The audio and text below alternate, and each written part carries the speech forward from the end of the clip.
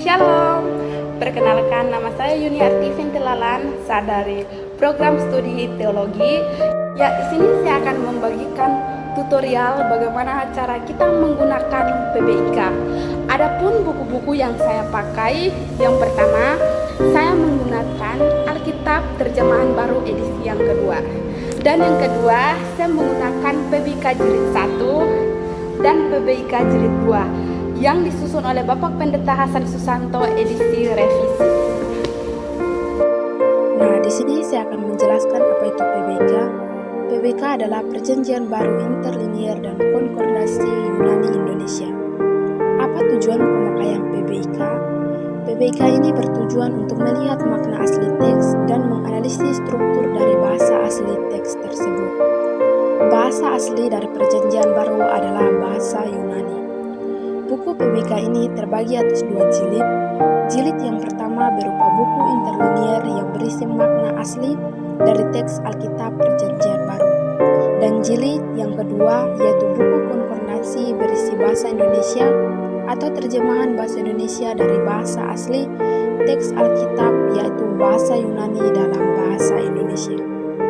Nah, untuk menganalisis suatu teks dalam bahasa Yunani, kita memerlukan juga grammar. Nah, apa itu grammar code? Grammar code adalah gramatikal kode untuk mengetahui bentuk atau struktur dari suatu bahasa dalam bahasa Yunani.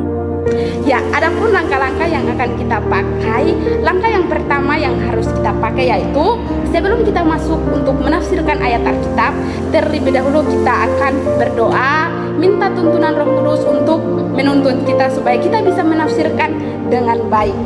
Ya, mari kita berdoa. Ya, di sini saya ambil satu ayat untuk saya tafsir. Yang saya ambil dari ayat ini yaitu Titus pasal 3 ayat yang ke-10. Saya akan membacakannya. Seorang yang menyebabkan perpecahan apabila sudah 1-2 kali kau nasihati, hendaklah engkau jauhi. Inilah ayat yang saya akan pakai untuk menafsirkan. Jadi satu kata yang saya pilih yaitu kata jauhi. Itu yang akan saya menafsirkan dalam PBIK. Langkah yang kedua, kita sudah pilih satu kata yang akan kita tafsir, dan langkah yang kedua kita akan masuk dalam PBIK jilid yang pertama. Kita akan mencari kata jauhi di sini.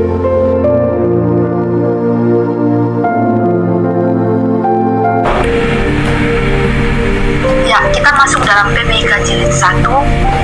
Akan kita lihat bersama, dan kata yang kita lihat di gambar ini kata yang akan kita tafsir.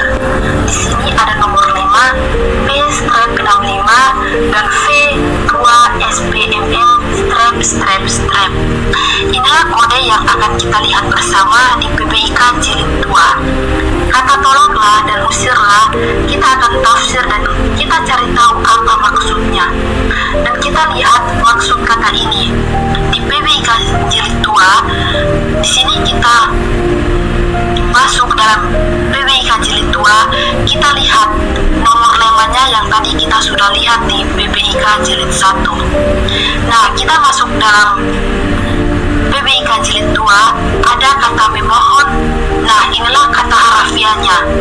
Dan selanjutnya kata meminta maaf untuk tidak hadir, menolak, tidak menaati, mengusir, menjauhi.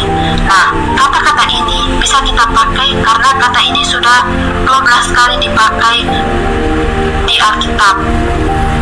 Dalam langkah yang ketiga atau langkah yang terakhir, ya dalam PBIK terdapat kertas kecil seperti ini. Ini sangat membantu kita bagaimana cara kita menafsirkan kata yang akan kita tafsir. Jadi di langkah ketiga ini kita akan cari tahu kata yang akan kita tafsir itu masuk dalam bentuk apa, kata apa, dan orang keberapa.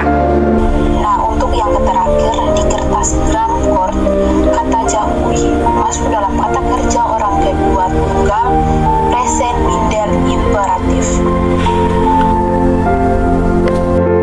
Ya, dari video ini kita sudah tahu bagaimana